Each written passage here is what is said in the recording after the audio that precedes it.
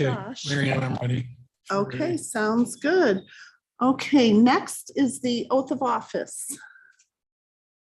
That we're gonna do the public. Which are we doing? Public hearing first. She said public Oh, hearing public hearing first. first. Okay. Okay, let's So go you to, got- All right, hold on then. all right, let's go to public hearing. So you got to pull up your presentation, Mike.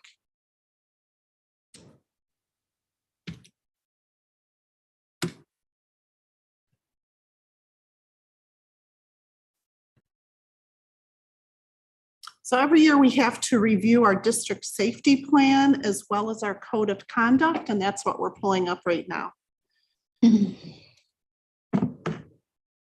Steve. Just, And- yeah, do it from the pool.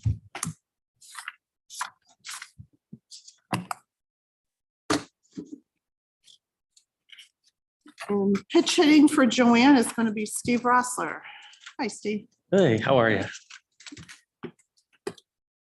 So tonight, we're here to do the public hearing for our district-wide safety, our school safety committee and a code of conduct for this district. Mike's your driver. He's, yep, I've just looked at him, I was looking.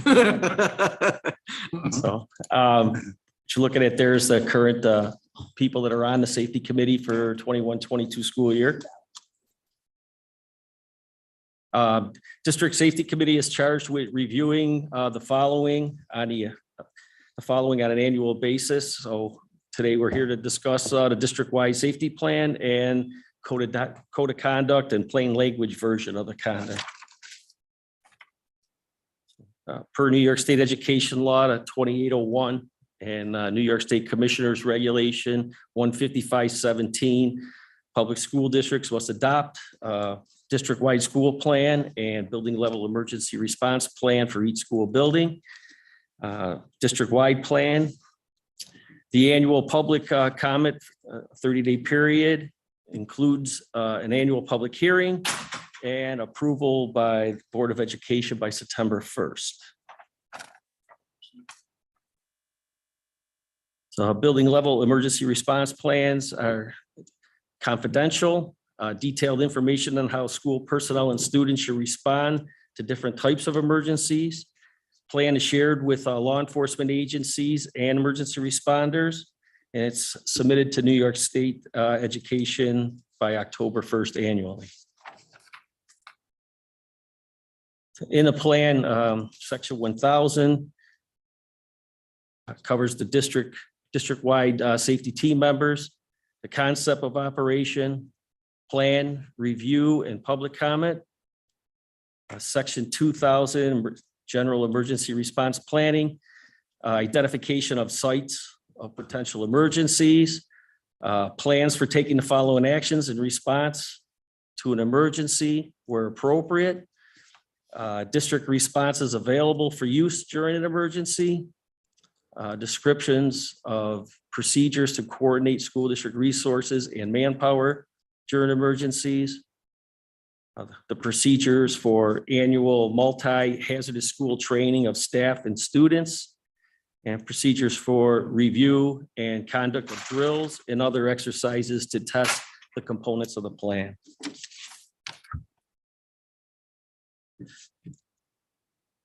Section 3000, responding to the threats and acts of violence. There's policies, procedures, responding to implied or direct threats of violence by students, teachers, visitors, others.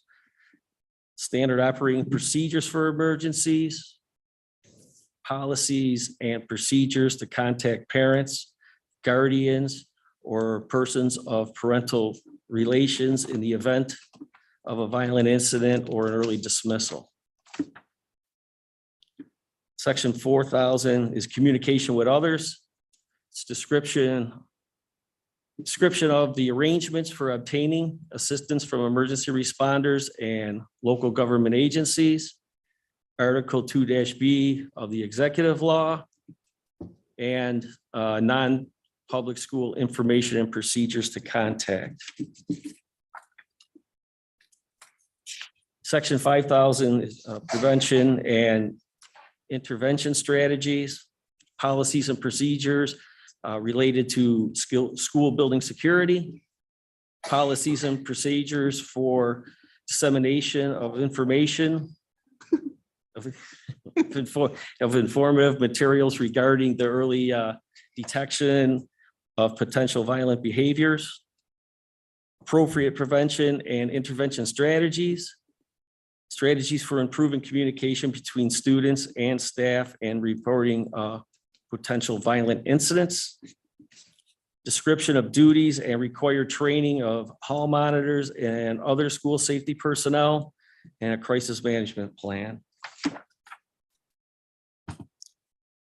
Dependencies, yep, buildings covered by the district plan, your outside resources, law enforcement and security, professional services, contracts and MOUs.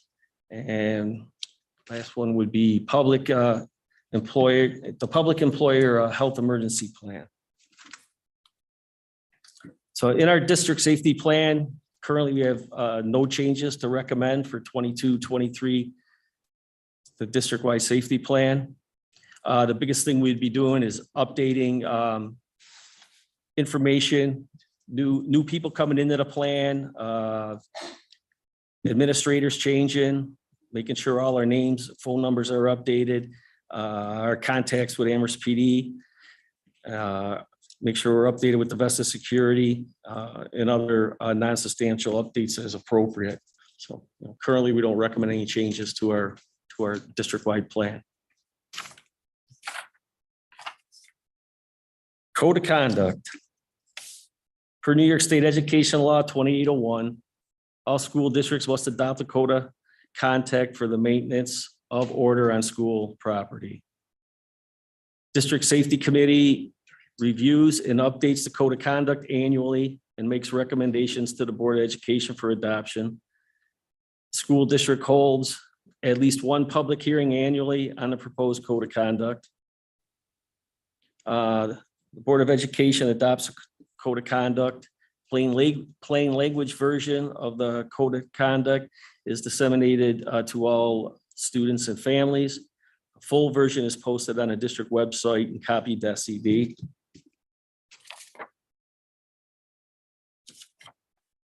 So, our code of conduct, we have introduction, we have the definitions, we have students' rights and responsibilities, essential partners, student civility and dress code, prohibited student conduct and reporting violations, disciplinary consequences, procedures and referrals, alternative instruction, discipline of students with disabilities, corporal punishment, student searches and student searches and interactions with our plan, visitors to schools, and public conduct on school property, dissemination of the code of conduct.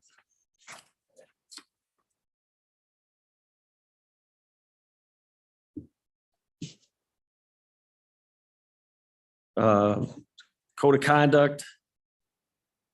The change that the committee's recommended in the code of conduct is to remove internet bullying and add cyber violations in response to the internet and social media issues. The committee recommends updating the language to better address online behaviors that impact student welfare.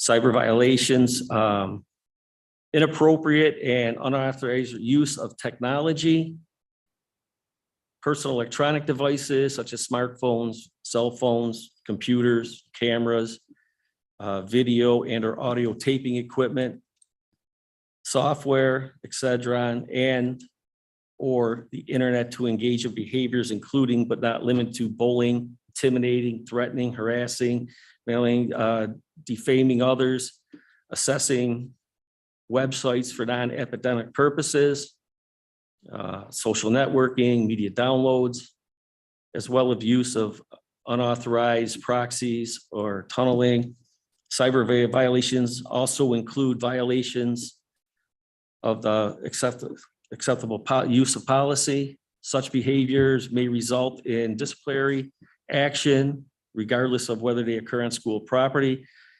and or school-sponsored events or off campus when nexus between the behavior and substantial disruption of a school environment or material interference with school activities exists or is foreseen to exist.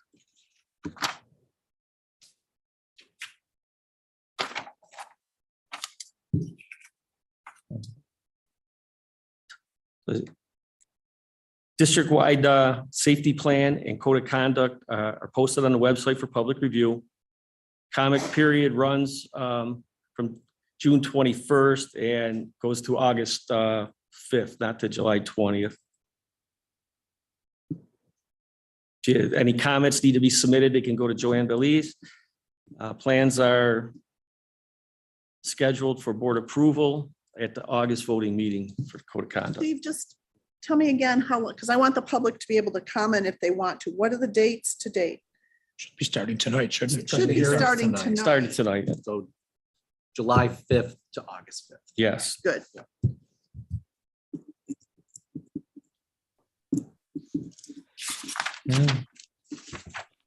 Ask more questions.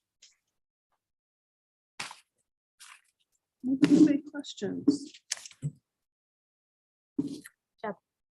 All right, thank you. Right. Thanks, Steve. So could I have a motion to adjourn to general session? So moved. Do I have a Second. second? All in favor? Aye. Aye. Thank you. So, thank you. They just came up. So Sherry, I'm going to turn this over to you. Okay, so we're gonna start off our reorganization meeting by giving the board members and Jason and Amy Pataglia. Mary Ann, let's go first. Absolutely.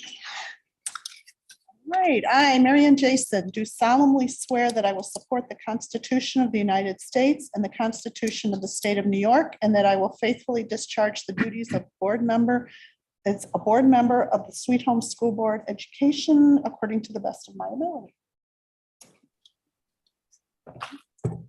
This is where they're supposed to clap.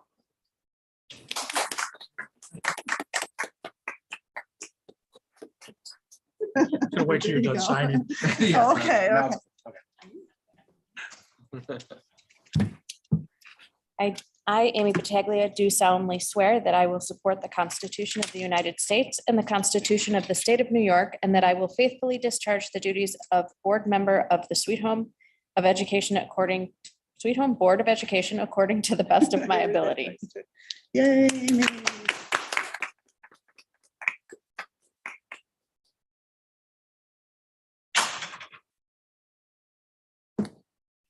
And then I need a motion to appoint a temporary chairman to conduct the election for the president of the Board of Education. So moved. Who's No, you gonna- need to Oh, make a motion. I need to make a motion of everything you just said. To appoint me. To appoint you, Sherry, to be Temporary. temporary Chairperson. Chairman. chairperson. I'm like, what did she just say? It just went right out. And a second? Second. Sorry. That's one, please. Okay, so I would like All in to. favor? Aye. Done this a few times and I still can't get it right. Okay, I'd like to call for nominations for the office of President of the Board of Education. Would anybody like to nominate someone? I'd like to nominate Mrs. Mary Ann Jason to be board president. Any other nominations? Do we have a second to nominate Marianne? Second. Or a third and a fourth? I was gonna say, second, Second, third, almost in thank perfect you. unison. Okay, is everyone in favor? Aye. Aye. A nominee. Now I call for a vote for Marianne for President of the Board of Education. We have a motion. I'd like to make a motion to vote on the president of the board, Miss Mary Ann Jason. And a second. Second. All in favor? Aye. Aye. Thank you. And now I'm going to turn it over to Mary Ann. There you go. Do you want me to take the oath or not? Yeah. I got that that first. first.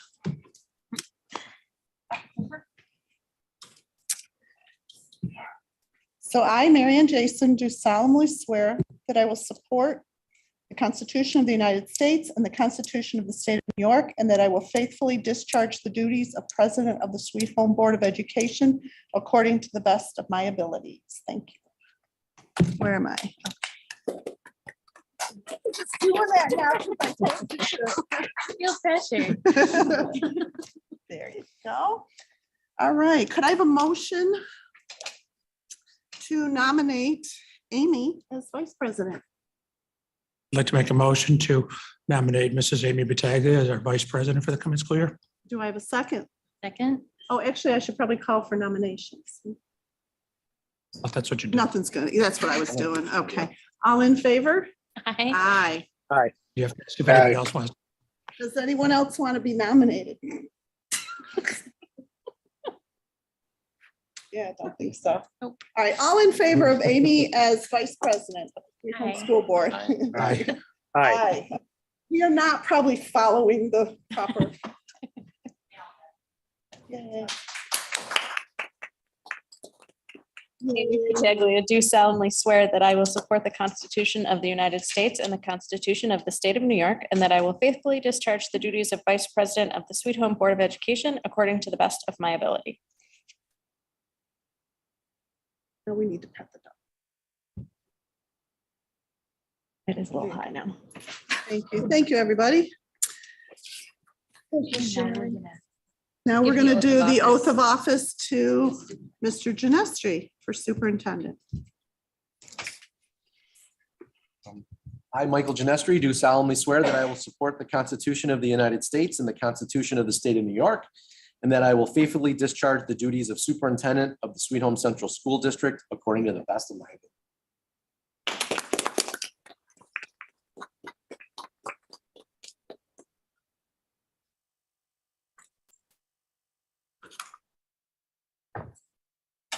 Nice job, Sharon. Nice job.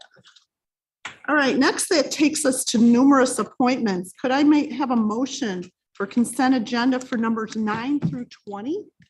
So move. Do I have a second? Second. All right, let's go through each. So first are appointments, including legal counsel, clerk, deputy district clerk, district treasurer, deputy district treasurer, treasurer of extracurricular of classroom accounts, the district auditor, board secretary, and tax collectors. Any questions? All right, other appointments, I'll let you read for 10. Any questions? Number 11 involves our special ed grouping. For Committee on Special Education, our CPSC members and our CSE chairpersons, as well as our parents, our surrogate parents. Any questions, comments? Also includes our audit committee. Thank you, Scott and Brian and Mary Ellen and William for volunteering for that. Any questions? Number 12 is all our appointments to the Erie County Association of School Boards. Any questions, concerns about that? All right, next, 13 is our different designations for our banks. Any questions? Next is bonding of personnel. I actually did have a question. Is that 2 million just always 2 million that we blanket It's been 2 million for a while, yeah. for a while? Is there any reason to change it? Now at this point in time, no. Thank you. 15, attendance at educational conferences. 16 is adoption of policies and regulations in effect at the close of the school year. What were those including? When we say that, I wasn't quite sure what those policy, what we're talking about with that one. Adoption of policies in effect at the close of the school year. Just our normal. I mean, that's All on of there our every year. policies. The whole Yeah. policy all of manual them. just rolls over. They Got it. roll over, Okay, thank you. 17 is our posted checks. Again, that number has stayed consistent. Yep. Okay. School lunch programs. It's 18. Any questions? 19 is petty cash. And 20 is transfer of funds. And I know this pretty much has stayed the same also. Josh, Peter, any questions? No, thank you. I have one None question. for me. Thanks, Peter. Oh. Go ahead, Brian. I think I figured it out. I would, sorry, petty cash. I was just reading the first column, but the second column is actually sounded generic, but I realize they're for the actual buildings themselves. Okay, so we have a motion and a second for number 9 through 20. So we'll call the vote. All in favor? Aye. Any Aye. no? Thank you. Any no's? Was that Josh or Peter? Peter. Peter, Josh? Didn't know if I heard Josh. Yeah, no, I gave an eye for that one. Okay, great. Thank you. Okay, that's unanimous. All right, so next that takes us to the approval of the agenda. Could I have a motion to approve the agenda from July 5th? So moved. Do I have a second? Second. Any questions? I've put the dogs to sleep, I think. All in favor? Aye. Aye. Next is the minutes of the previous, thank you. Next is the minutes of the previous meeting. Do I have a motion to accept that? So moved. Second, Second. questions? All in favor? Aye. Aye. Aye. Thank you. Thank you. Next is communications. I know we had our legal alert. And that was on, refresh my memory here. I've read so many. Remember that one. Was that Alyssa's law? Yes. Okay, so I did have a question about that. That is, money will be reimbursed for silent notifications in the schools. Correct. Can we get any money for the Raptor system that we put in? Well, we've just learned of it. So we're working with because as you know, and I certainly don't want to speak for Mrs. Bayless, but the mass notification systems that are going in, we're making certain that they meet the regulations set forth by the new law. And I'm learning more about it. I just read about it today. So we'll work to get answers and make sure that we get the funding that Perfect. we need to meet. Okay. And I asked Sherry to make copies. We did get an anonymous letter from one of our constituents. So if you have a chance to read through this, we don't know who to respond to. So it's kind of for your information. Does anyone else have any communications? Okay, that takes us to our first open session. As per board policy 1512, we hold 2 open sessions at each meeting. This first session is limited to comments on agenda items for tonight's meeting. The board welcomes attendance and participation from district residents, people having business within the boundaries of the district, and people who do business with the Board of Education. Speakers must be at least 16 and are limited to 3 minutes. Non-district residents must include the name of their business and how they do business, and please preface your comments with your name, address, and group affiliation. All speakers in this open session must state which agenda items they are speaking on. Any takers? Stay. Hi, I'm gonna make this real quick. Jessica Stevens. I just want to say congratulations to Amy and Mary Ann. Thank you. Thank you. You're very gracious. Running against you, and I'm glad I got to see you sworn in tonight.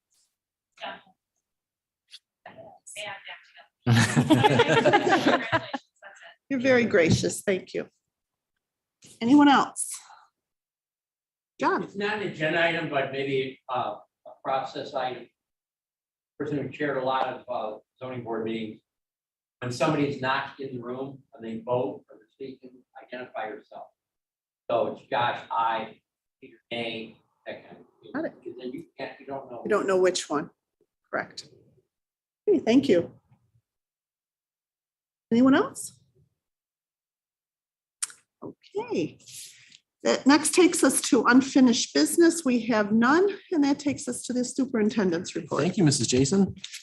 So we have two more presentations tonight. And first, I'm very happy that we have Christina Pinkowski here and with a few friends.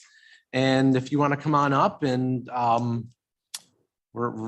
as you know, tonight is the second reading of our new service animal therapy dog policy. And so we thought it was appropriate to have Christina here, who is amazingly passionate about this topic. And we've met, and she shouldn't be nervous. Don't be nervous. I think you'll find her presentation is awesome and detailed, and we're very excited to have her here with us tonight. If she's nervous, she should have one of the dogs with her. Bring a dog and a pet. Thank you. Hi, my name is Christina Pinkowski. I am a high school science teacher of 25 years, and I wanted to say thank you. Thank you for letting me be here and having this opportunity tonight to speak to you about hopefully adopting and implementing a therapy dog program at Sweet Home. I've been able to witness firsthand the positive effect that therapy dogs can make. After my girls got past their very rigorous exam and the whole program and training, I took them to their first job. Their first job was at a Down syndrome parent group of Western New York event. And when we left there, and to see even just not even leaving there, just getting in the room and the kids' faces and their reaction and their interaction with my girls just reaffirmed that I did the right thing. Like this was worth it. So I ask you, why? Therapy dogs have had a significant impact on the psychological, I'm a teacher, I'm used to moving. The psychological, mental development of our children. They will not only improve social skills, they'll increase self-esteem and boost confidence. They will teach responsibility, compassion, and respect for living things. If you just think about our world today, our society today, there is the greatest need for learning respect of living things and learning compassion. Calming fears, relieving anxiety, relieving stress is just the start of all the things that they can do. I'm not going to read word for word, but it's more than just the mental, psychological, and social skills. I'll talk to you in a few minutes about the reading enhancement and the reading programs that therapy dogs can do, especially in our elementary schools. The success and the research that support the reading programs is very impressive. We see firsthand the issues that our kids come to school with. They have, for lack of a better word, baggage. They have trauma. Besides the drama, they have trauma. There's anger management, there's bullying issues, there's psychosocial emotional problems that these kids, adults even for that matter, need another tool. They need a non-judgmental, a fair dog person to help them get through that. And so they're able to help be this catalyst that we need to help form good, healthy social interactions. So we can use therapy dogs in a lot of ways. They can help with guided activities. They can help in group discussions. They can help students build these interpersonal conflicts that they don't know how to handle. They don't know. They need help. And they can actually help with, again, medical and mental health professionals help to learn and develop constructive responses. And so that's where, as a teacher, I know that when a student walks into my room, not going to be a good day.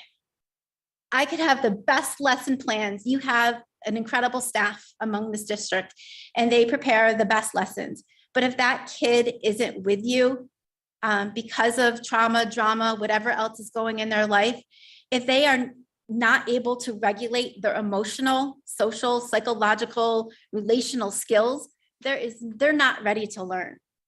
So once they're ready to learn, we as educators have the ability to teach. So I hope that as we go through my presentation, that you'll understand that these therapy dog programs that I would like you to adopt and implement are going to be designed to support not only the mental health, but instructional goals and academic goals as well. When we look at what this program is, it's based on research. I personally have spent countless, at least 5, if not more, years researching therapy dogs, not only just in the school setting, but in hospitals, in nursing homes, in skilled assisted living, in prisons, in airports. They're all within the community.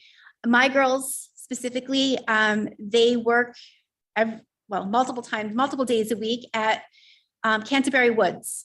And the mental health for those patients, they go to the memory floor, they go to the dementia floor, and they could be there every day and they've never seen them before. They act like they've never seen them before. It's amazing.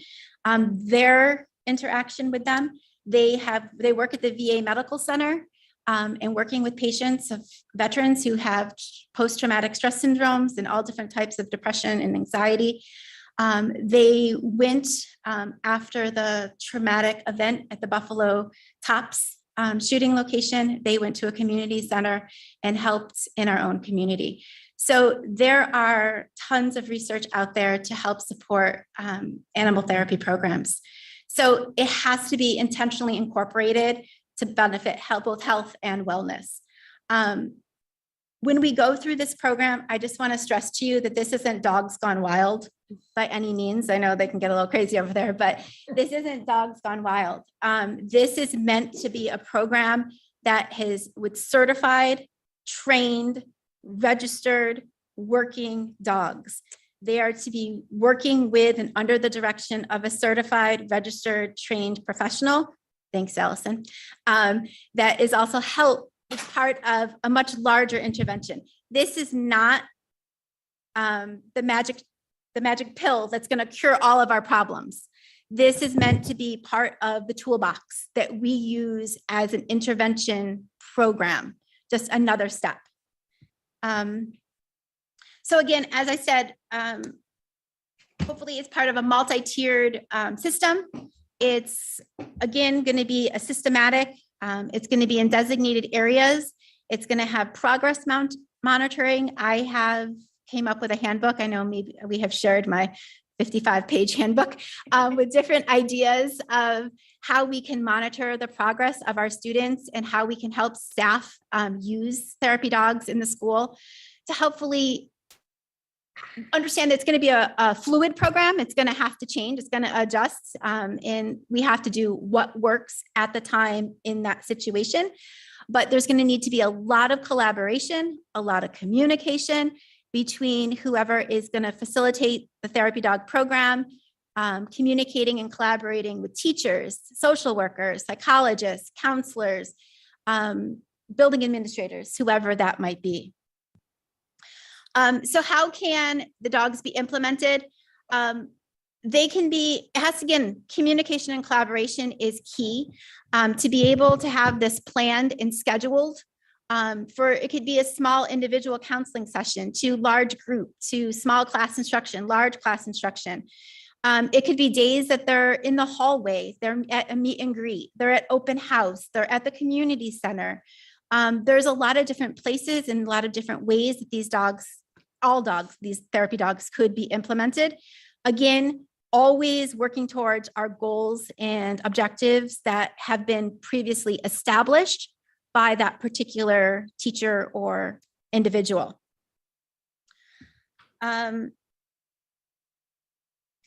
These therapy dogs are a huge addition for the physical and mental healing in the healing process.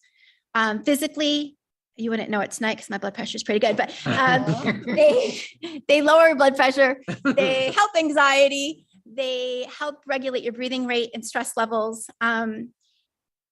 after coming off of 3 horrific years, I can't tell you how many students, how many adults in our buildings have had enough, right? We're done. I don't know how many times I say in a day, I'm done, I'm just done. But having that outlet is a huge, huge help. And I've actually had students in my particular classroom, I have them both, they both have cameras on their crates when they're home or when they're working. And the camera is usually out on my desk. And there are kids that are like, can I just sit and watch? So it's just knowing that I'm like, okay, whatever, kind of creepy, but sure, you can just sit and watch my house or watch the dogs. And it just watching them breathe, watching them just lay there and sleeping peacefully. I don't know, for some of them, it brought them comfort. So when you go to the next slide and going throughout this, you may recognize some faces. Believe it or not, before I even came to you, Kendra, who is the social worker in Glendale, she introduced and had a special day where she brought in Paws of Love from the SPCA and worked with Mrs. Woodward, Mrs. Braun, and Mrs. Kawa at Glendale. And some of the pictures that I took here that she shared with me were from this actual glorious event. I don't know if you can see the smiles, legit pure smiles on this face. In this particular situation would mimic what maybe a therapy dog visit could look like. If you notice, there is the therapy dog certified handler in the room on leash. She's controlling the leash. She's in a distance, but she has complete control of the situation. The dog, again, teaching the kids how to interact with the dogs first, and actually teaching adults how to interact with dogs in general would probably be a good place to start. But some of our overall purpose, besides increasing social emotional, is increasing the sense of belonging. There's tons of research. When we go to the next slide, besides improving our culture and general mood of the school, following the Sweet Home Way, every student, one community. If we're going to be ready for the future, we have to be ready mentally, socially ready. So besides all of the reducing stress and anxiety, I can go through the next slide, which I think will hit home for a lot of us. Attendance in our buildings, not so good for a lot of different reasons. But there's tons of research out there that shows therapy dogs are able to make a connection with at-risk students. When they make these connections with at-risk students, you see statistically improved behavior and, more importantly, improved attendance. Kids want to come to school because they know Miss Kai or Miss Jersey is going to be there on Wednesday. They have to help Mrs. Pinkowski get ready because Miss Kai is coming on Wednesday. They have something to look forward to. They want to be in school. There's curriculum that we can talk about again another time, but there's curriculum set by the AKC for character education that designed around specific goals that's set by the district. But it's a large factor of these students' success. So having that presence gives these kids a sense of happiness that allows them hopefully to perform better academically. If you're coming to school, you're going to do better. And that alone will be a big improvement. Another big benefit to this, kids don't always want to talk to adults. More importantly, they don't have adults to talk to. That dog might be the only hug they get that day. Think about that. And Kaya's, you wouldn't tell from her craziness over there, but she's a good hugger. But that might be the only hug the kid gets in that day. So having these kids who struggle, opening up to either mental health providers or teachers about issues that they're having, they will easily talk to a dog. I have seen, been in situations where they just want to tell you about their day because no one's asked them about their day. So using the therapy dogs acts as a gateway, as a bridge to help the mental health staff in our district and the mental health interventions that we have, give them the opportunity to start a conversation that those kids may not, probably not ever want to have. So that's a very important thing. When kids have these emotional troubles, they don't have the trust. Having a dog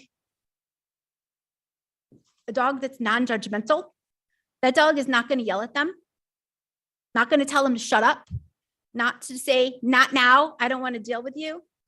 They're not going to say any of that. They're going to hopefully be able to build the trust with adults that they don't have in their everyday lives. When they do that, not only do you see an improvement in their self-esteem, their self-worth, they're now able to express feelings more openly and hopefully start to build trust with adults. This is probably the next, one of my favorite parts of what a dog can do is to help a child learn to read. I don't know if you've ever seen this in action, but it is remarkable. This is one of our Glendale students reading a book and so excited to read that book to the dog. Again, reading to a dog eliminates fear of judgment. You're not stupid. Yeah, that dog doesn't care if you mispronounce the word. You're trying, it doesn't care. I've seen kids literally sit there and show the dog the picture of the book because they really think the dog is listening to what they're saying. But they're showing the pictures, or the teacher in the room says, all right, that's enough for today, but next time you need to get to page 25 because Miss Kaya wants to she wants to know what happens. So now we're going to start practicing our reading and we're going to get to page 25. Again, there are tons of statistics out there, but the one that really hits home is programs that have implemented therapy dogs in reading situations, reading classrooms. Their reading skills increased over 12%. That's a lot in one particular calendar school year. So compared to those that just read with an adult. A lot of kids don't read with adults. They don't have adults to read to. Parents don't have time. There's a lot of different reasons why, but I will tell you, even from a college perspective, they use therapy dogs a lot in colleges.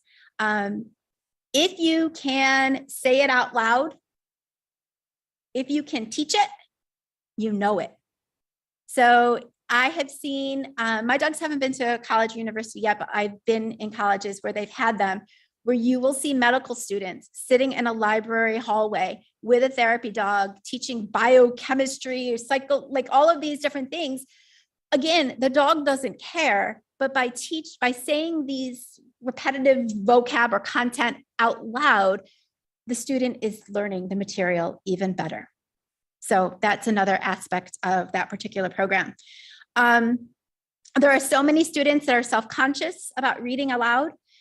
Reading to a dog is a lot easier than reading to other classmates sometimes, but eventually maybe they'll get there because the child's going to relax and they're going to gain that confidence.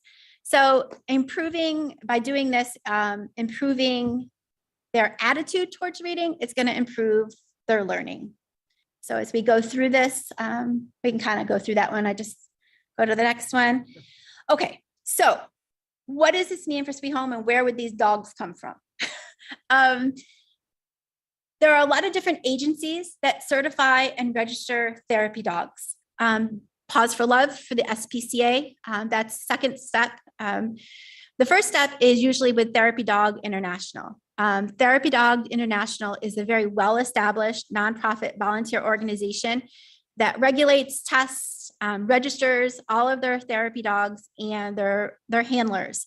I will tell you, as much training as I put into these dogs, that was probably the scariest, terrifying exam that we have ever been through. Rigorous. There are many times I'm like, oh God, we're going to fail this. Like, what are we doing now? They both passed first time, but it was hard.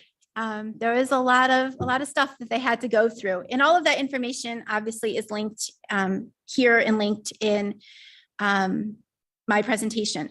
So as we go through, I just have some other pictures to show you, and then we can get to some questions. This again is from Glendale. This is in her exceptional classroom.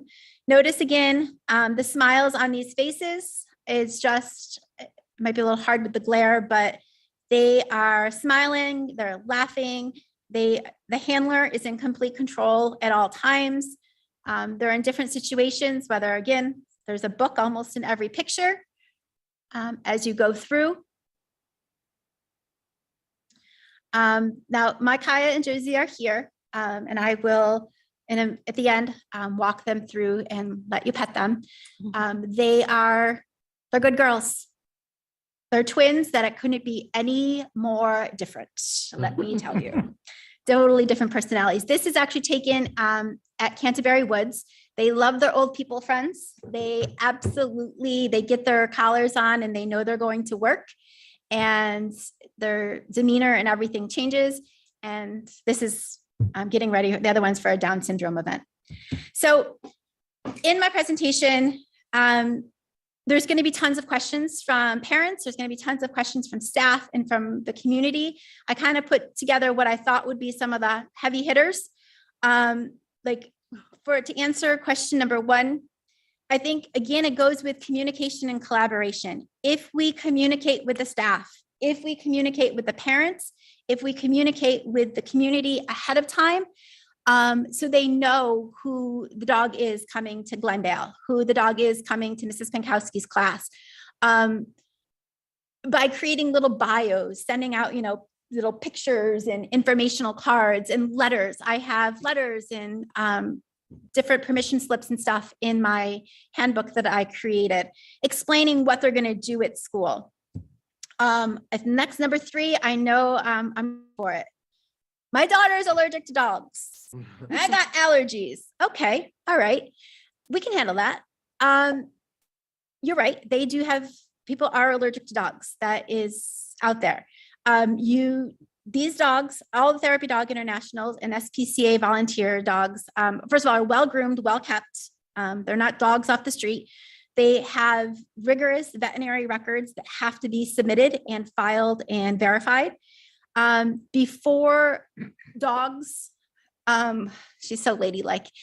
Before dogs come in, they get wiped down with, it's kind of like a baby wipe, but baby wipe for dogs that will help be an allergen reducer before they come into an event. They are to stay, could be on a designated mat or designated rug or a designated blanket, as you saw in the picture that happened at Glendale. We can work with nurses in the building. So if there are students who have severe allergies, but again, it comes back to collaboration and communication. I'm not surprising you on Wednesday and showing up at 2, in your room without any notification. So that communication can definitely help. We can work with nurses. We know that every classroom in this district have those new HEPA filters that statistically, according to that QR code, I scanned it, that does 99.97% of all dander, dust, allergens, and airborne particles. Okay, so we have systems in place. We can clean after we leave. And guess what? If you don't want your child near a dog or you don't want them interacting, I made an opt-out form. So we can find a structured activity for those 10 minutes or that 40 minutes. Or maybe it's just the fact I've been in situations with the girls where maybe Mrs. Jason doesn't want to be around. Okay, I know not to bring my dogs near Mrs. Jason. We just go around Mrs. Jason and go to the next kid or next person. Don't skip her, she'll cry. I will. But the point is, especially when I go to the nursing homes in Canterbury, there are patients that don't remember if they like dogs or not. So we just control the controllables. Like that's how my whole therapy training has gone with those girls. Control the controllables. So as you go through some of the other questions, my child's afraid of dogs. Okay, don't participate. I won't bring my dog near you. Or the volunteer won't bring the dog near you. Or we'll go to a different location. Or again, you could opt out. But again, have that communication ahead of time. And let me say, okay, Mr. Genestri doesn't like dogs. Maybe he's afraid of dogs. But have that communication. And I can say, well, do you know that therapy dogs are actually used in the therapy of treating people who are afraid of dogs? They have designated programs. So if you're interested, maybe not today, but in the future of maybe helping to come around, we could work on that. But again, having that communication is very important. Now, this contact person obviously does not have to be me, but for the sake of this presentation, I made it me. So there has to be that liaison though. There has to be some sort of coordinator, because without communication, without collaboration and organization and keeping a calendars of schedule, this won't be as successful as I would like it to be. And I didn't, again, there's opt-out forms, there's systems in place. So as we go through in closing, I'm just asking that we work together for collective greatness. We have to do more for our kids. And I'm not saying again that this is the magic pill that's going to solve all the problems. It's not. It's just another tool. In the last part, and I'm going to looking at Mr. Johnson because he kind of started this years ago with Mr. Day. And we actually, I do listen to the opening day presentations. For 25 years, I've listened to them. But for whatever reason, this particular year, I think it was 2019, 2018, it just resonated. Their question was, what's your legacy going to be? How are you going to change the trajectory? These are questions that I have thought about for many, many, many years.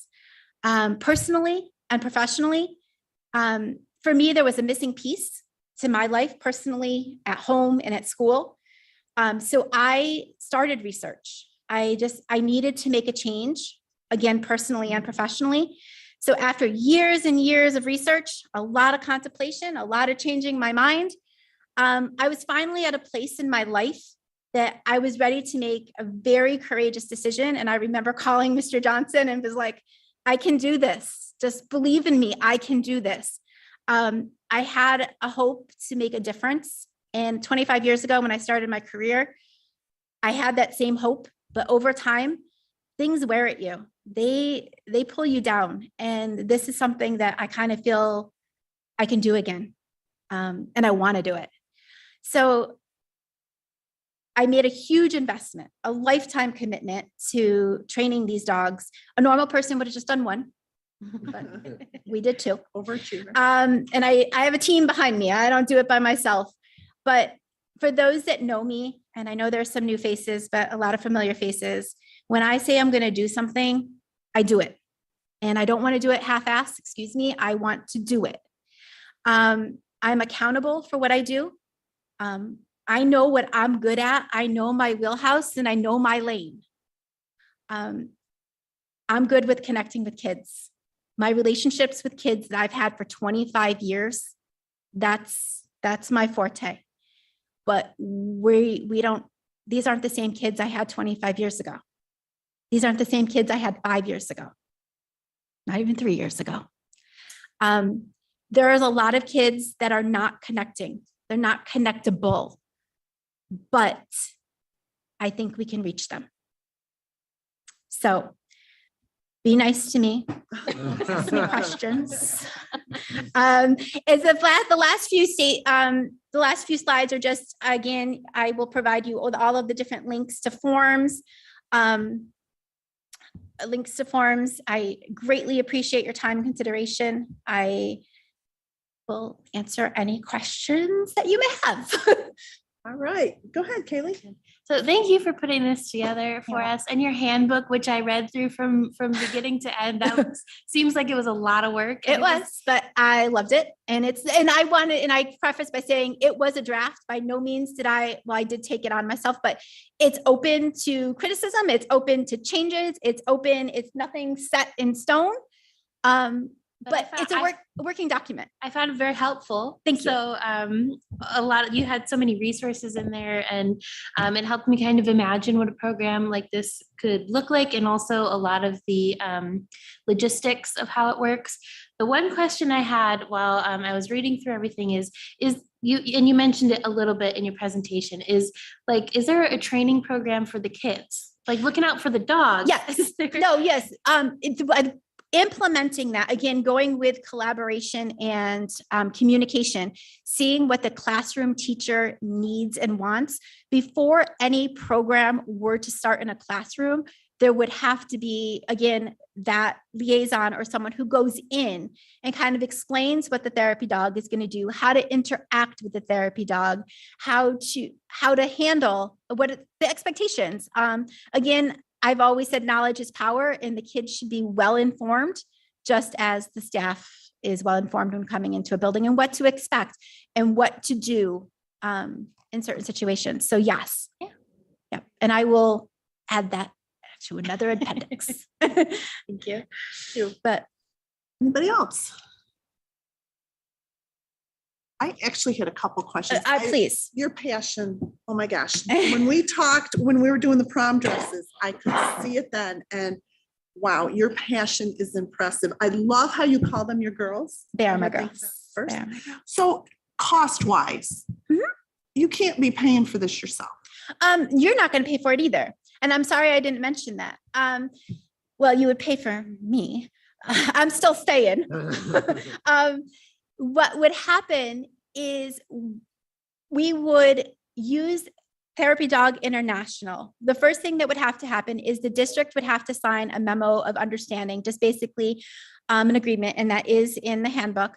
It just goes over like the rules, if you will, of the agreement.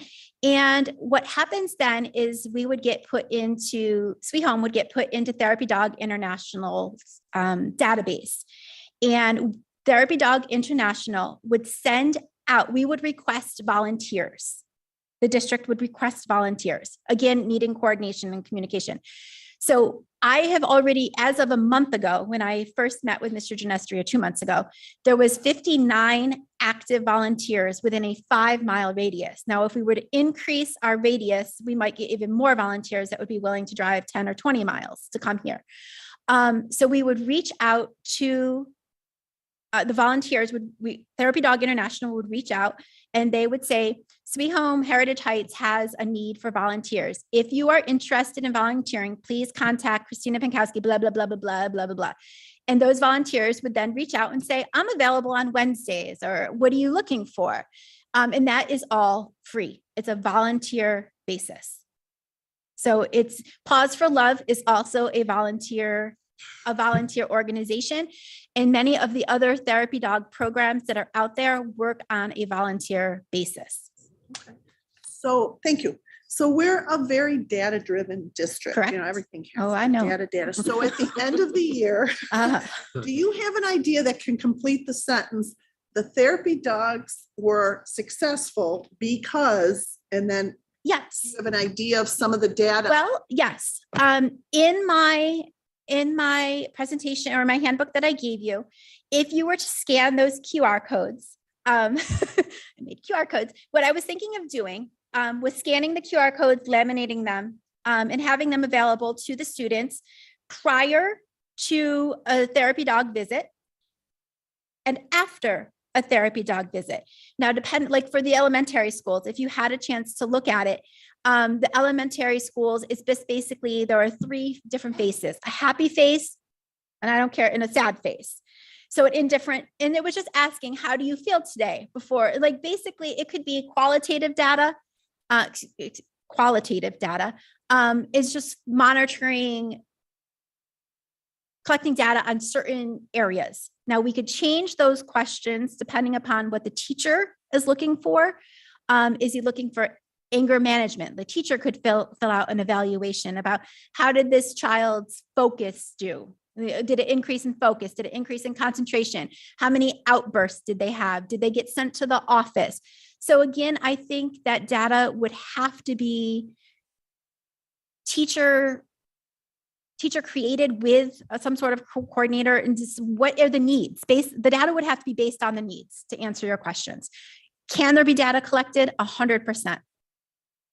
You could compare reading scores. That would be a quantitative, if you're looking for like numbers, if you wanted to compare reading scores from last year to January to June. What's the difference? Yes. You could do that. If you're looking for behavior, are you looking for social emotional? Like it would again depend upon that particular need. Perfect. And my last question is, how do they do with like fire alarms? Like if a fire alarm goes off, are they going to be spooked, or do they kind of That was part of their therapy exam.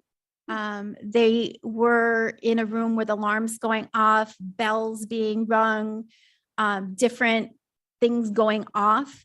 Now, I mean, obviously they're dogs, just like we could get spooked at any time, but as long as, again, these dogs aren't going with Joe Schmo, they're going with a handler. So I, again, control the controllables. So in that particular situation, you have faith that the dog is going to do what it's going to do, but more faith in the handler that's handling the dog to help control that situation. And then you'll coordinate, as I'm seeing it, you'll coordinate everything, but you're not gonna do, I mean, you don't have time to do all the work. I don't know how you find time. That's another issue. Okay. Yes. Well, it's just, it seems Yes. to me a little overwhelming. It to- is. To coordinate it and then, but do you have some ideas who, I don't want to say turn the reins over to, but do you have some ideas who could coordinate this? Yes. Well, yes. And in that presentation, one of the last things is I created my own job description of what those roles and responsibilities would be. And again, not necessarily me, but for someone of what they would have to do.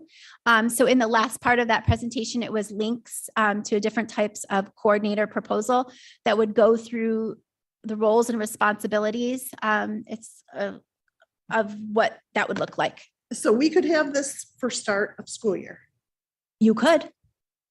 If there would need to be some more communication Right. Between me and whoever else was involved of what you would want that to look like. I think you also need to consider how you would like to implement this, because like you said, could be a very overwhelming task. I will tell you from my experience, there's going to be a need once you start with one. I will tell you just from Kendra at Glendale, she went just the exceptional classroom.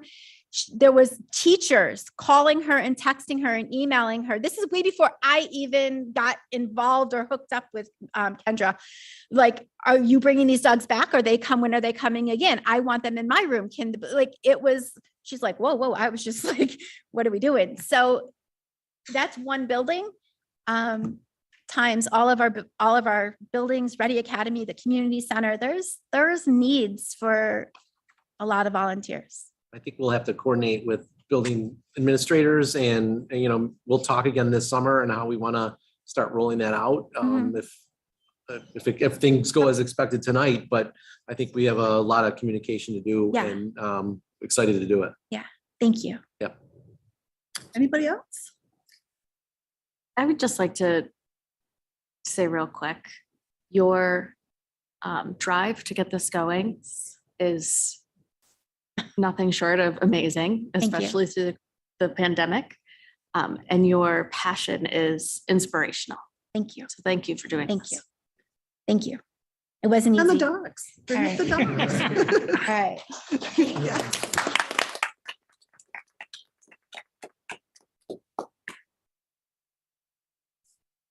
He's just chilling back there. Just chilling. Oh, she likes her.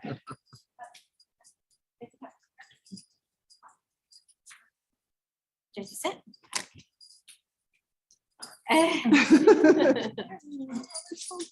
Good girl.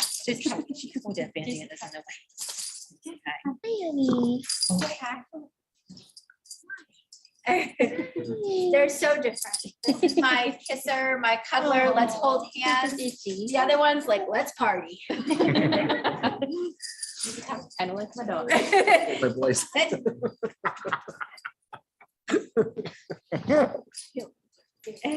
My dog does the same exact thing. She sits on my feet. She sits on your feet. Just sits on my feet. She will sit here all day. I love how you turned them into Panthers already. Yes, Love it, they've got love a it. lot of different, Miss Doria hooked them up with a bunch of Good. different Nice swag. swag. Yep. They have shirts. Okay. They have shirts. They have shirts. That's awesome. They have shirts. So Vision. Oh, it's so. Yeah. Oh, yes, you're beautiful. They are You're good girls. beautiful, you're a good girl. You're a good girl. Hi, you're a good girl too. You're a good girl too. Good girl. Good girl. Oh, no. I'm gonna try and take your picture. What happened to our? I have a cat. I need a therapy cat.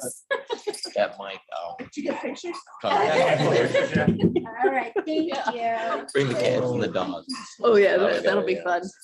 This is Allison, by the way. I want to say thank you Allison, publicly. thank you. She is one of their handlers and trainers that work with me religiously every, oh. You're not having child. So cute. Okay. And she's a parent in the same community. Lab.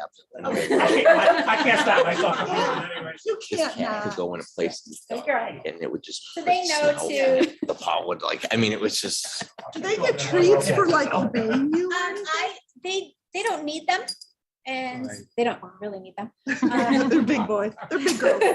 They don't get treats at home either. They get their kibble. They get a lot of blueberries and carrots, but more positive, like yes, yes, yes.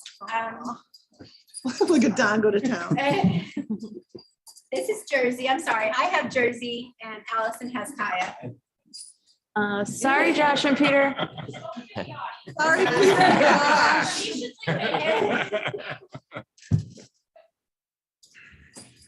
My son, his girlfriend, have a dog too. Every time I touch the dog, I wash my hands. So It's well not a behaved. It's, yeah, to be my eyes too. It's not a severe allergy with dogs. Cats will kill me. So I stay, I've been hospitalized twice with cats. So it's It's true. yeah, I stay, I mean, it's been a long time, but I stay away from them. I've got an inhale. I used to have that EpiPen and the doctor told me I don't need to carry it anymore. He said, as long as you do it for cats. Wow.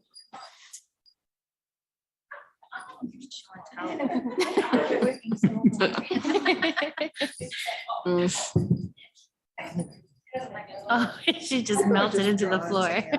They're just- My old district, we implemented this policy when I was there and it's fantastic. The reading thing, she's absolutely right. Kids are more focused with the dog in the room than they are. Yeah. Probably not from here. Okay.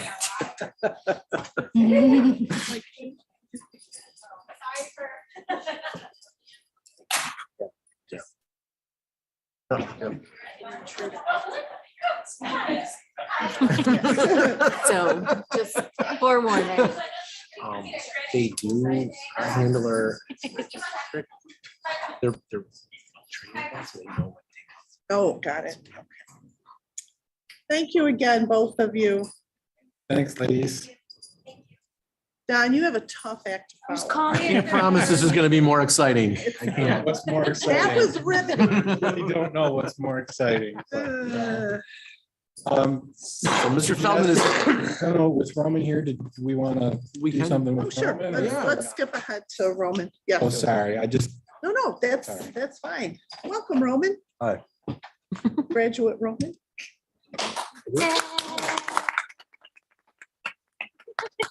So, so, Roman, we can't appreciate you enough for the time you've spent with us and the lines of communication that that you've brought to every single board meeting that we've had this year. Your attendance has been awesome and you've contributed in every meeting and where we've made decisions, especially as we return to events out of COVID. So you've helped guide us, me and the board in doing the proper things right to improve student experiences around here. So on behalf of the board, we'd like to offer you this plaque, but really say thank you for all your time and effort, and you will be missed for sure. So Absolutely. thank you for everything.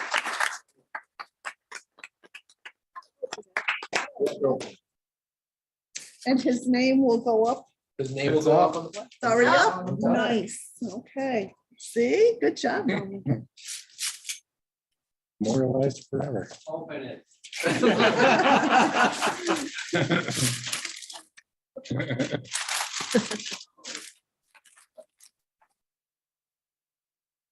Oh, wow, that's beautiful.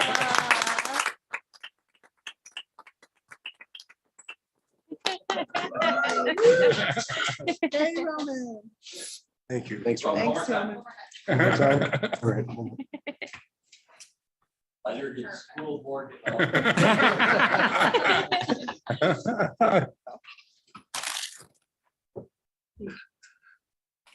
All right. So, another hard act to follow then. So our federal. Dogs and funding- students, and then there's federal funding. Very exciting. Riveting. Riveting. Yes. Riveting. In early June, I apologize, that didn't come through quite as well as a Google Doc, but anyway. Early in June, State Education Department said that we needed to do mandated state reporting on some of our federal stimulus funding, most notably the American Rescue Plan and our increase in state foundation aid.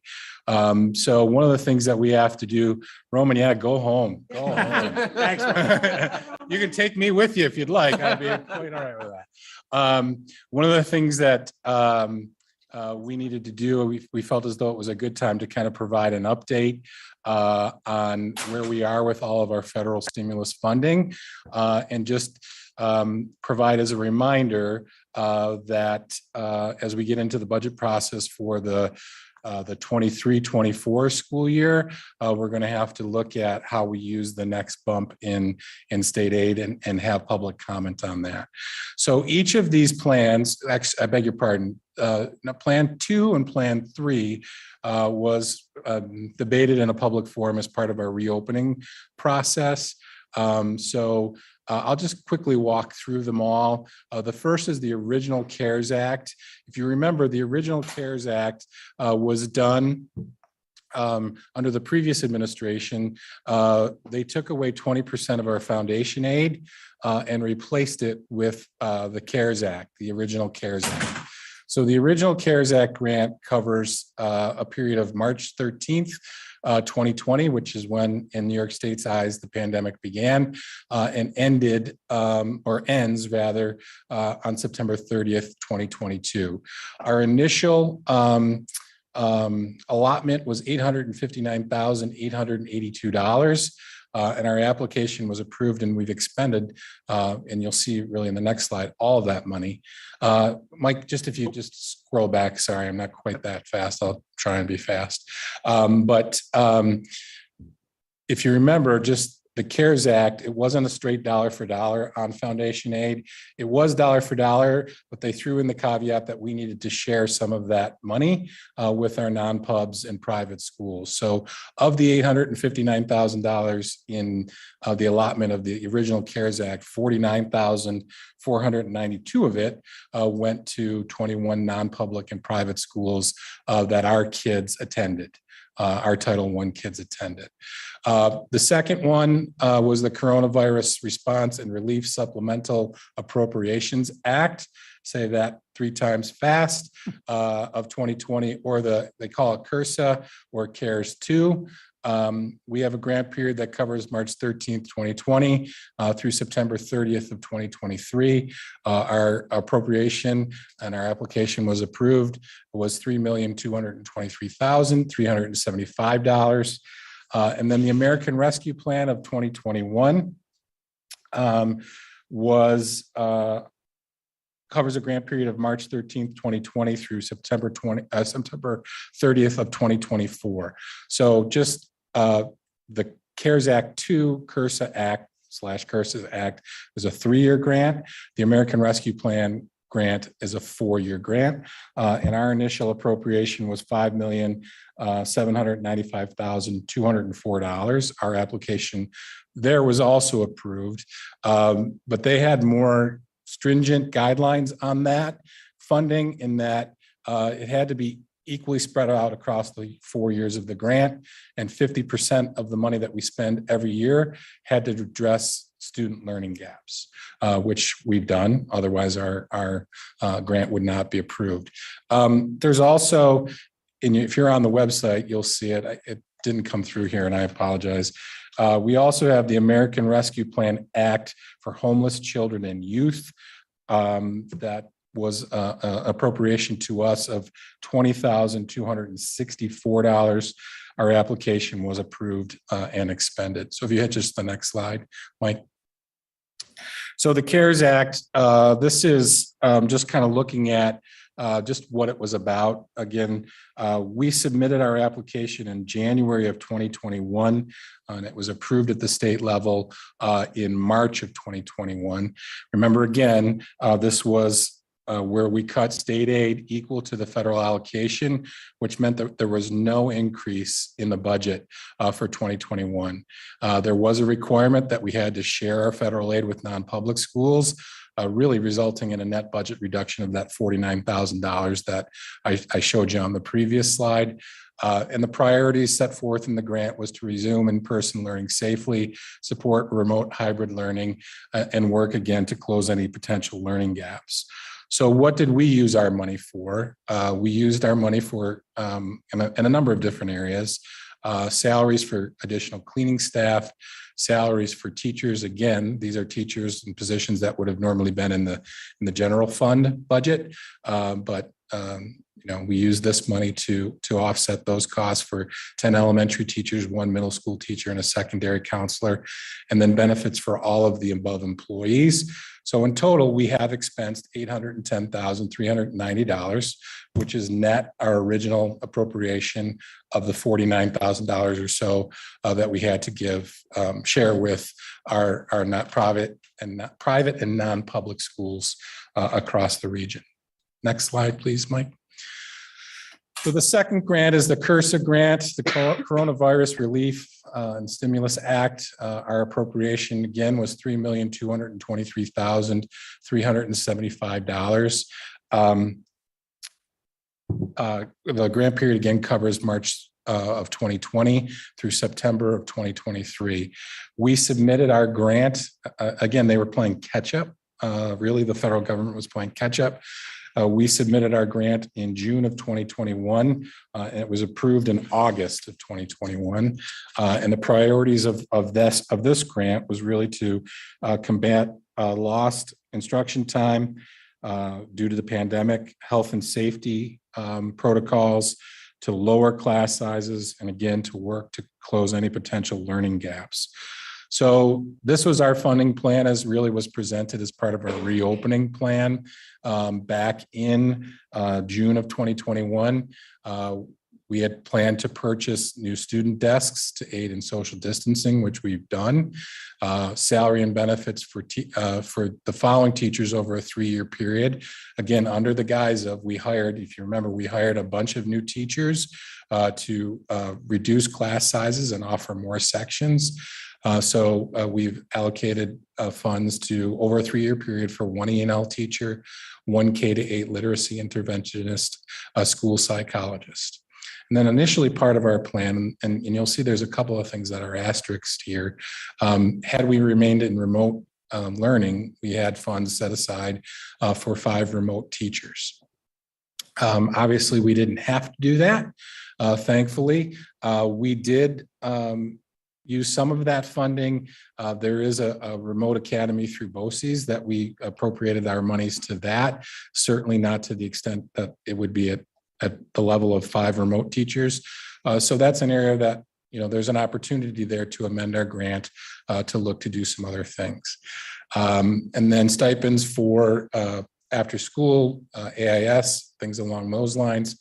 Our learning cottages, as Mr. Ryan calls over at Maplemere, our temporary classrooms, we use these funds to make the lease payments over the course of 2 years, last year being the first, this coming year being the next. We also invested money from this grant for early literacy training with Beth Swenson. That's a program now that Toya's on board that we'll kind of take a closer look at, and perhaps there's other areas that we can use our funding for. And then we do purchase all of our MERV 13 filters for the next 3 years out of these funds.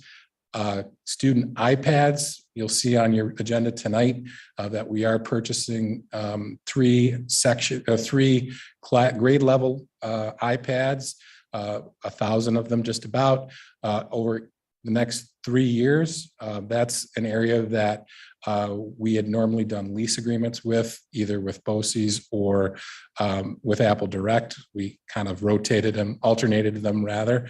But for each of the next 3 years, we're going to purchase them outright to help us kind of offset some costs and do some other things. And then lastly, as part of our plan, classroom library sets at the elementary level.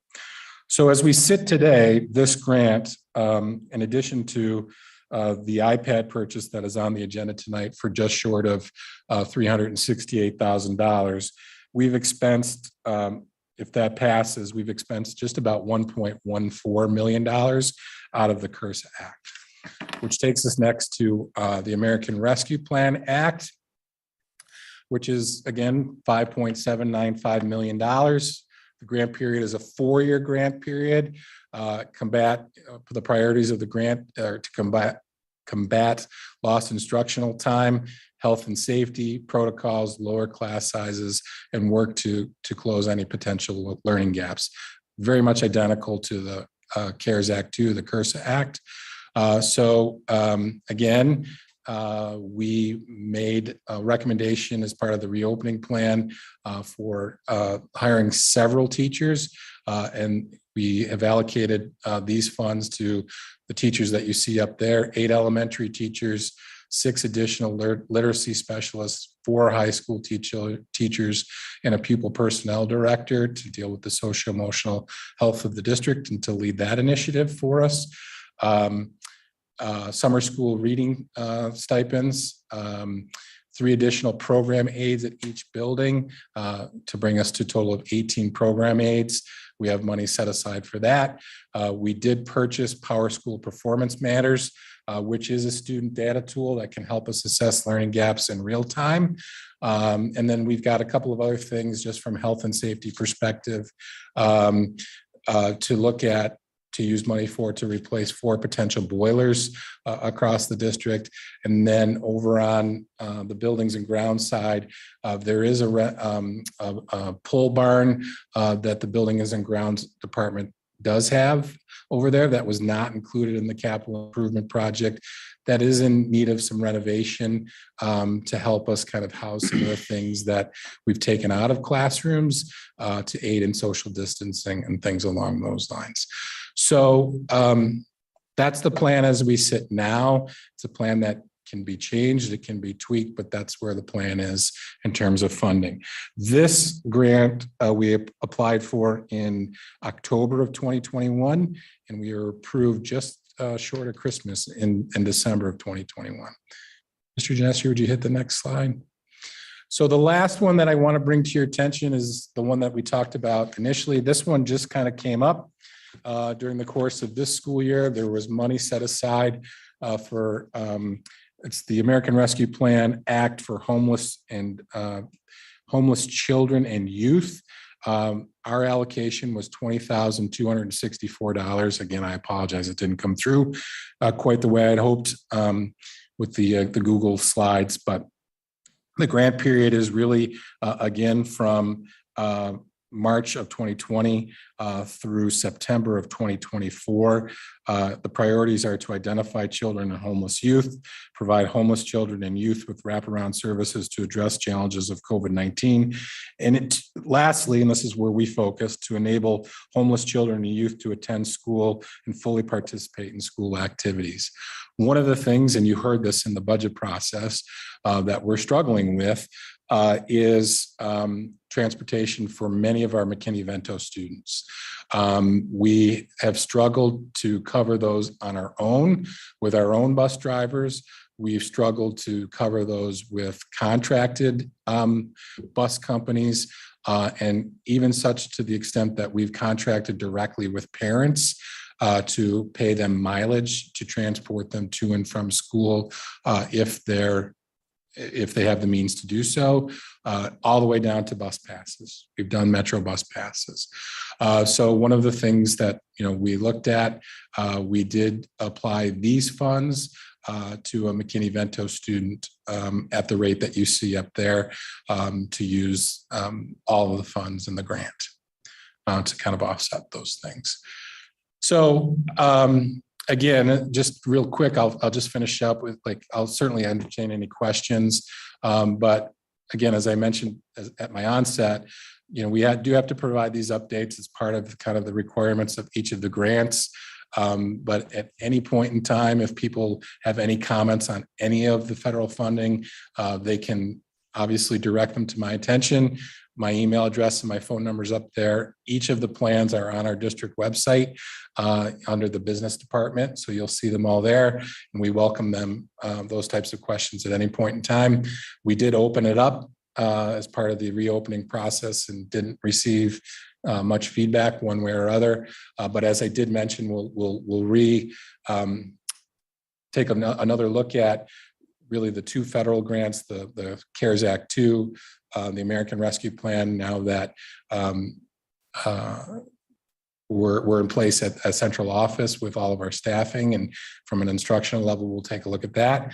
And then we'll have to really open it up when we talk about the increase for next budget year of the $1.6 million in federal or regular state aid, foundation aid. Excuse me, we'll have to take some feedback and work a plan and kind of do this again as we go on. But all in all, from a federal funding standpoint, that's kind of where we're at. And I guess I would just ask if anybody has any questions at all as we go forward. Let's start with Josh. Josh, any questions? No, I don't. Thank you, Marion. Peter, any questions? No, I'm good. Okay, thank you. Any questions from people here? I actually have a couple. Sure. So how many homeless kids do we have? Do you know? Off the top of my head, I don't. I would just like to see that number, because we have that money and then we're helping not just one child. But well, we're helping all of the children. That's what we're, that's specifically specifically one that we weren't able to find transportation. So we're working with other districts to do it. But that was just one that rather than, because again, on those contracts, I can't double dip. So that was one that we've not submitted to the state contract for transportation aid. So we're just being reimbursed straight up for that. And you had numbers like from 20 to 24. So if staff is watching, I know we made that commitment that people we brought on board, we're going to keep on board. I don't want them seeing the dates and saying, well, in 2024, we made that commitment. We did, and that was part of the budgetary process. That was what the board had wished. If you remember correctly, we have just about all of those positions in the budget, with the exception, if you remember correctly, of the program aids, because we weren't sure what was going to happen in the future. And my last question is, now down the line, once that funding for like the MERV 13 stop, we're still going to need funding for those somehow, right? That's correct. So that each year will look budgetary, because those things aren't cheap. They're not. They're not. Learn that. So that will be part of your job to somehow incorporate that in so that that's funded. And we're not going to go backwards, I guess is my question. Those MERV 13s are staying. Correct. Correct. Kaylee, you had a question? Kaylee? So you mentioned that the American Rescue Plan for homeless children and youth, we used up all of that money that was allocated. Can we apply for more for the future year? No. No, that was a one-time grant. I will say that there is an open grant now. Thank you for reminding me. There is an open grant for IDEA, special education. Our allotment is just short of $200,000. So that's kind of a rolling application. So my office is working with Mrs. Barilari's office to kind of work through expenses, and then we'll apply. But that particular funding, Ms. McDonald, was only a one-time thing. Thank you. Anybody else? All right, thank you, Mr. Feldman. You're quite welcome. Thank you. Okay. Thanks, Don. Just a couple quick updates. Our window for registration has closed. Early registration actually for UPK. That was on June 24th. I want to thank Mr. Wolf and everyone at Central Registry for their efforts. It was a pretty busy couple of weeks as they enrolled about 140 students to attend full day UPK in September. So Right now, there are 5 classrooms at Sweet Home, including 2 at Heritage Heights, 2 at Glendale, and 1 at Willow Ridge. 4 rooms will be operated by Four Seasons at St. Leo's. And we're trying to get class lists finalized by July 6th. And we'll have letters sent to families shortly thereafter. So, we're sticking with the timeline that we put in place to get our registrations done. And we're full steam ahead as we prepare to staff and send out notices to families. Was that 140 the max that we could accept? So we were looking at 144 as the max right now. So we're close. Yeah, So if we're people close. move into the district, is We'll have a little wiggle room, but the later they do register, the more likelihood that they would be put on a waiting list.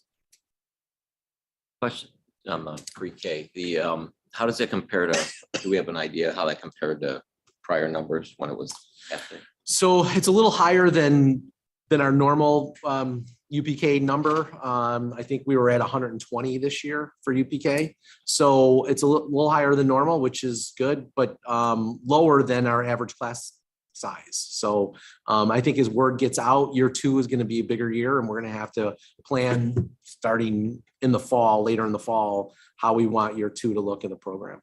And the program, just so, for parents who had their children in the other program prior to this, their only option is to go to full-time. Yes. Yes. So it's full-time or they find another option. Yes. And the grant, that's what the grant covers. And that's obviously, we've had some parents ask that question. And then we've explained to them how the program is being funded through the state grant. But it is a full day program. Yes. Okay. And then just as a follow-up from last meeting, again, we're moving forward with our 2-pronged approach to lunches next year in the elementary building. We've had some inquiries from parents to sit on committees, a couple in this room actually. And so, we're going to move forward with that. I have a meeting with principals next week to get a status update. And I know that we've had parents from certain buildings call that wanted to volunteer. And so I forwarded those on to building principals as well. And then Mr. Feldman and I actually talked today about the census moving forward and how that's going to look. And so we pulled out some historical documents that we've used in the past. And then we're going to put a plan together to roll out a census this summer or early in the fall to make sure that we're accurate with our counts. And then I've had people reach out to me to be on the building level committee, the full formed building use committee as well. So those are coming together, and really thank the community for helping out and providing their input and their understanding as we move forward in some of the challenges that we face in our elementary buildings. I've also reached out to principals. We're putting some dates out to do some community town hall meetings this summer. I think with COVID last year, we didn't, and I started in August, we didn't really get a chance to do this, but I'm looking forward to kind of going on tour with district office to each building this summer. We have some dates already tentative on the calendar, and we want to engage our community and how we will move the district forward together. Also talk about strategic planning as we move forward, introduce Toya to the community, which is great. We're super excited about. And then, topics can include, but not unlimited to, introduction of Toya, building use studies, capital projects, strategic plan creation, et cetera, and whatever parents want to engage in those conversations. So really looking forward to getting in the buildings and talking to our community. The Northwest Amherst Community Center, we had an advisory board committee meeting on June 27th. We planned the initial opening for September. We will have our satellite office there up and running, and services will be provided out of the center come this September. The town, we're also pleased to learn, is hiring an assistant to help with the opening, and that'll be a town employee. And then we're going to meet again as an advisory board in late July to make sure we're on track for opening in September. And then finally, one of the last things I just wanted to inform the board about, and I know Most of you were at graduation, and I know, sorry, Kaylee, that's all right, but it was just it was a fantastic night. I thought, and we'll acknowledge the planners in a minute, but just some rundowns of the stats from the night. We had 223 come across the stage. We had 74 with the Regents diploma, 51 with the advanced designation, 55 students with the advanced designation with honors. We had 3 students earn a skills diploma, 2 a local diploma. Our Regents with a career and technical endorsement, we had 17 students earn that type of a diploma.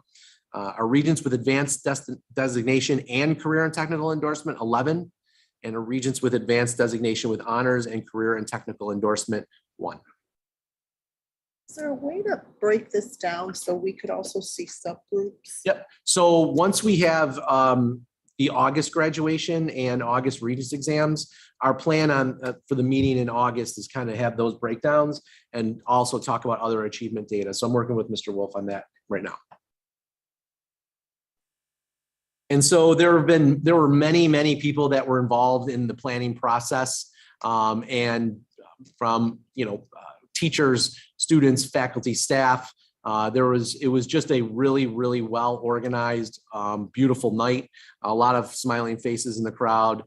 So I'll just acknowledge their names. Mr. Perry, sorry, getting my glasses on.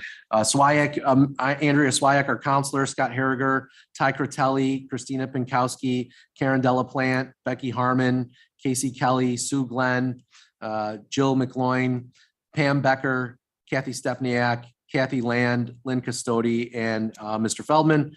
Just want to say a special thank you to that group on the screen for all their efforts in pulling off. Really was a great night. So. And that's all I have tonight. If there's any questions. I have just one, I guess, question or comment regarding the two-pronged compromise for moving forward. And, I understand in our last meeting, we kind of talked about the reasons for the decision being made. The only thing I just want to emphasize and ask is that we also, because there's A, B, and C there on the first point, and I'd like to at least you consider put on there another point of prioritizing what can be done immediately. Yes. Because the A, B, and C appear to be, maybe looking a little bit longer term, but there may be some things, and I mentioned that at the last meeting, and I think because there's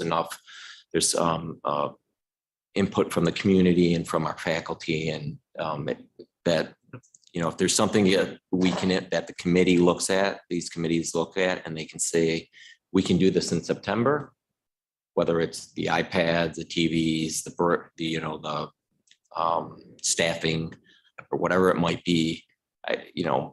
My thought is, let's get what we can do done sooner rather than later. Yeah, I think that was the intention all along, is to have things in place for September that can improve the lunch experience. So Do a yes. short-term, long-term. Short-term, type long. thing? Yeah, I just want to make sure That was that, the goal. That's the that anything that we can do immediately, that's, an easy lift, we may as well. Absolutely. That's the goal of that. Number one. Peter or Josh, any questions, comments? I'll just echo what Brian said. I'm glad you brought that up. Brian. Thinking the same thing. So thank you very much, but nothing else. Peter? No, I don't have any questions. Thank you. Okay, thanks. Anybody else? And that's it for superintendents? Yep. All right, great. So upcoming events, I can't believe first day of school is on there. We have it's like part of July. Lots of events coming up. The Dollars for Scholars golfing, the August graduation. Do we know how many kids yet for August? Not yet. Not yet. We'll determine Regents exams will be a part of that. Okay, so next, could I have a motion for consent agenda for A through P? I'd like to make a motion for consent agenda items A through P. Do I have a second? Second. All right, let's go through and chat. A is our special education. We had 107 pages. Nothing stood out except it was a personnel question for Mr. Genestri, and he'll get back to me on that. I can enlighten the executive with that. B is our bids, our cooperative bids. Any questions? C is our disposal of obsolete property, and tell me again what that was. A A lot of stuff. Lots of yeah, there stuff. was- What did it- VCRs, Yeah, TVs, VCR books. stuff. I did have a question about that, actually. There was a list of books that were being, I think it was recycled, and there was a list of textbooks that were being trashed. It's a specifically added category. I just wanted to know why. I'm sorry. I cannot I'm not answer that sure. question. I know that there's something with some. If I remember correctly, the textbooks were so out of date that there was no, I don't know if trash was the right word. I think they all are Added a separate recycled. category. I think they're all recycled, but I can find out for you. Okay, I know that there is something specific with how you have to recycle bound, like books bound in a certain way, so I don't know about that, but I did just wanna find out if they were actually tossed in a trash can, because Okay. I'd like them to be recycled if possible. Don, is that the service though? I think that's why, right? Isn't there a service that recycles them and the service won't take certain books? I have to look. All right, I'll look. We'll look. Okay. It does specifically say trash. Because they are, I mean. It was written on there. Honestly, some of the books that we pulled out as part of the cleaning process were 20, 25 years old.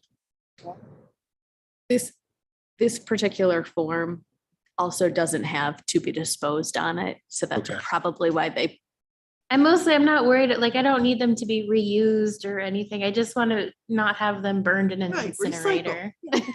That's what I'm looking for. Okay, anybody else? All right, next is D, our pre-kindergarten program, talking about our contract with Four Seasons Daycare. Any questions? E is our school board meeting dates.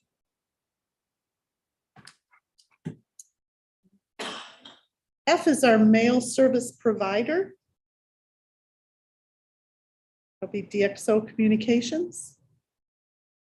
G is our school resource officer contract with the Amherst Police Department. Are we going to have the same school resource this year? It all depends on Amherst. Right now, yes, but Amherst Police Department makes that determination. So we hope it could happen anytime. Usually what happens is our SROs get promoted.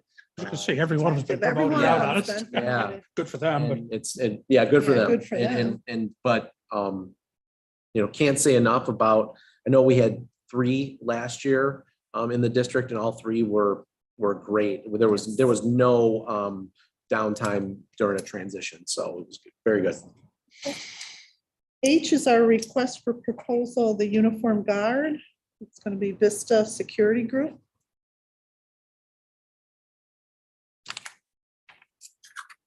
All right, I is our school breakfast lunch prices. Any questions on that? I still would like to state that I don't agree with our private schools having to pay for, I know we don't have a choice in it, but our kids are all getting free breakfast and lunch and, They did get free lunches this past school year. okay, but the upcoming, they will State not. government did not renew it. There is a new act that I'll just add that there's a new act that's out. That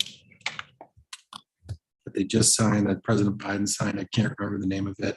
But they are looking at revamping at least summertime, where you might be able to apply and do some summer feeding. But I don't, nothing about Nothing for the upcoming school fall year, no. school year. Don, why is the adult breakfast and lunches like 71 and that 02? doesn't have tax in it. All right. All right. J is our contract for iPads with Apple. We will not be leasing them. We're going to buy them out, right? Is that? We're doing iPads, yes. J is for teacher laptops. Okay. And then K is for iPads. Is iPads. Okay, so why would we not purchase the teacher's contract too, the teacher's one? Because it wasn't part of our federal funding application. Okay. K is the purchase for our kids of the iPad. L is our collective bargaining agreement with SHASA. M is our memorandum of agreement with the Sweet Home Educators.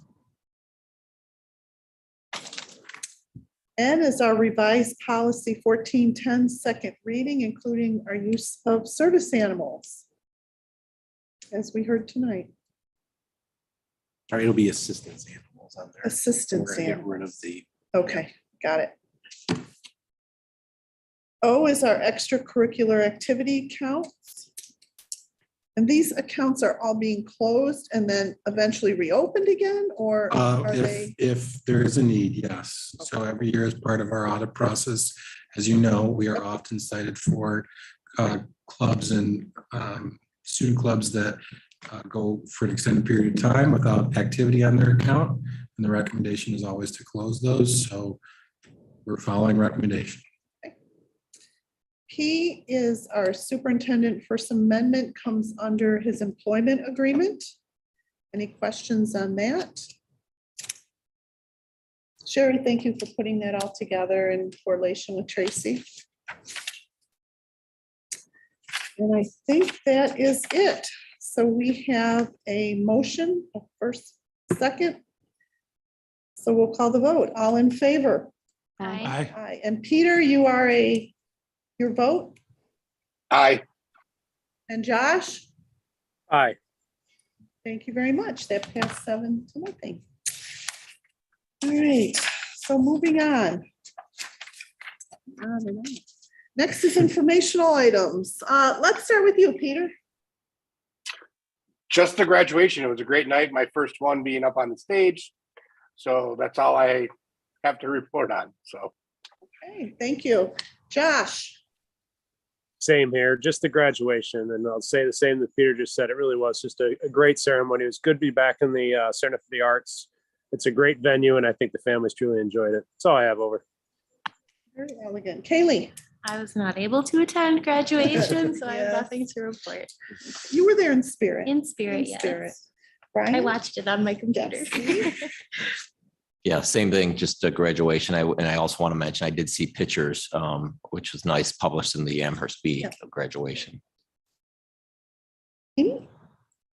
Just graduation. It's a great night as always. Okay. Scott? Same. Graduation as It's always. highlight of the year. I love it.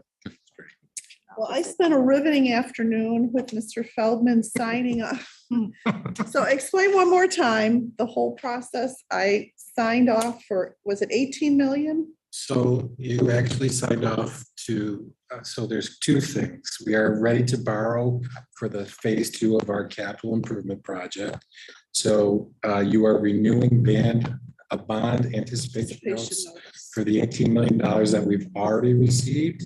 And then we are expecting to receive just short of $15 million on Thursday for phase 2, bring our total to about 33 million of the 39.42 million so far.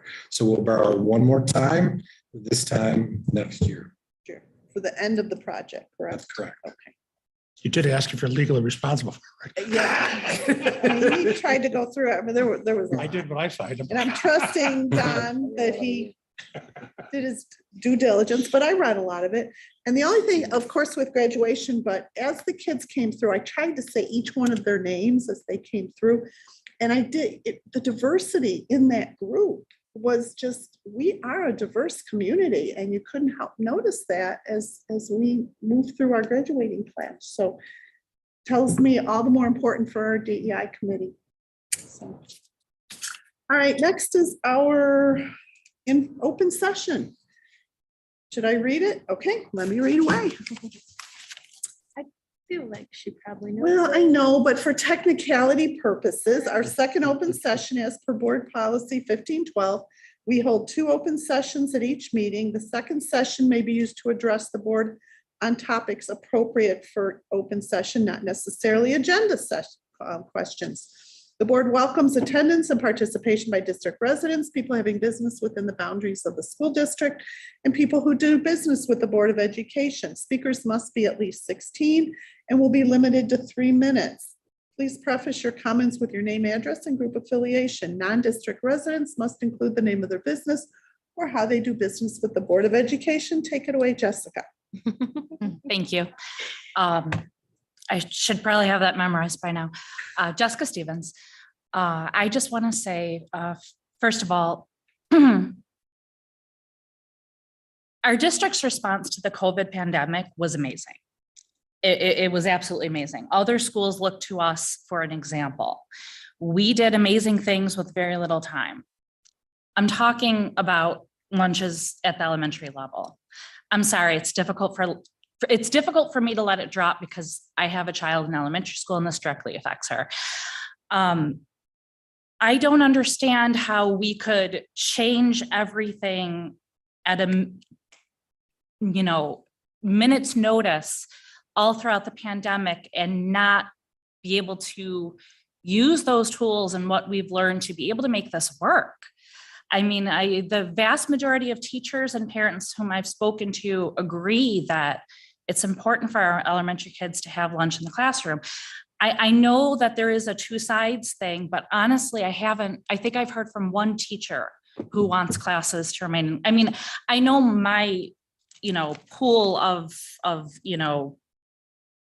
people who I've asked is small compared to the district, but I just don't see a whole 2 sides out there. And I know it's not an easy fix. And I'm just afraid that after our great response with the pandemic, this is not looking good to our community. If other schools are making it work and we were able to do so much, and I appreciate that we are doing what we can. I appreciate putting this together, but if we're not having lunches in the classroom next year, my daughter's first full year of eating in a cafeteria will be 4th grade. She's not had an entire year eating in a cafeteria. She does not have those social skills and so much more. And I know a few parents, I know a couple of parents who have chosen to take their kids out of the Sweet Home District and put them in private school. And one of the reasons stated was this. I mean, there's more to it, of course. I don't think this is a decision that's going to pull people away, but I just think it really reflects poorly on Sweet Home. And I think that Sweet Home is an amazing district that I believe in. I mean, I believe in it. I ran for school board because I believe in this district. I just really hope that we can do something over the summer and make something work. You have a whole community of parents, teachers, administration who are willing to work.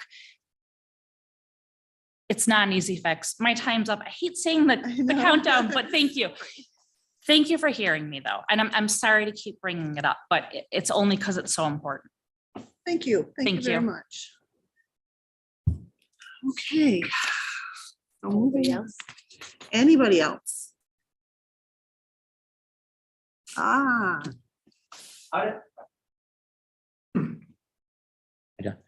John Radens, 25 Kmart Drive.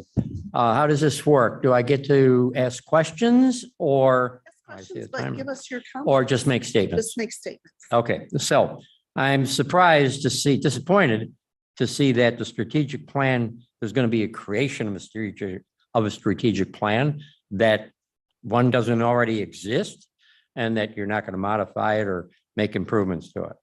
I disappointed in 33% Regents diplomas. And I don't know if that's trending up or trending down. If questions were permitted, I'd be asking that. Something you might consider as a board for the audience, I don't come often, but put a switch in and kill those lights in the middle. There's no contrast. You can't see the print on some of the slides, or come up with a different contrast. I did not hear any questions from the board about the dog deployment, if that's going to go forward we have 6 buildings and 5 days a week, so I didn't know how that was going to work. The Buffalo News today, I'm very curious about how the decisions will be made for going forward about the lunch things. All I know about it really is what I read in the paper, and the superintendent is looking to put a committee together to study that or look at it. But I hope that decisions are made on science and not on other districts apparently are doing it and having lunch in the lunchroom and use science to go forward. What are the concerns? Do you think COVID's around and what are the issues? I hope it doesn't come down to a vote. And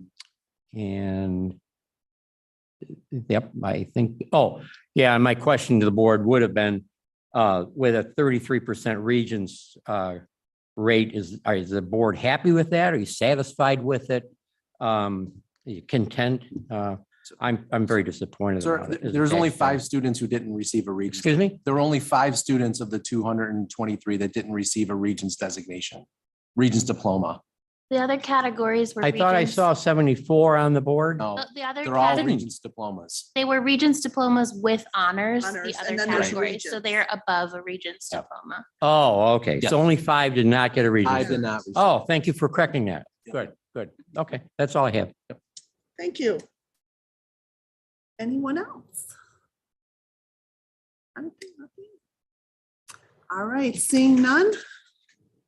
Let's move on.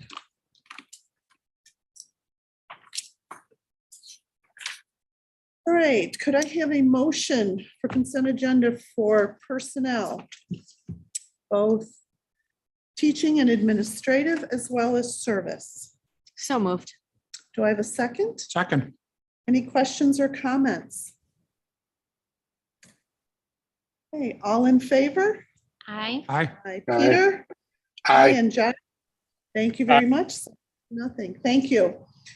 Next, could I have a motion to adjourn to executive session for matters of personnel? So moved. Do I have a second? Second. All in favor? Aye. Aye, and Peter? Aye. Josh? Aye. All in favor is aye, 7-0, and we will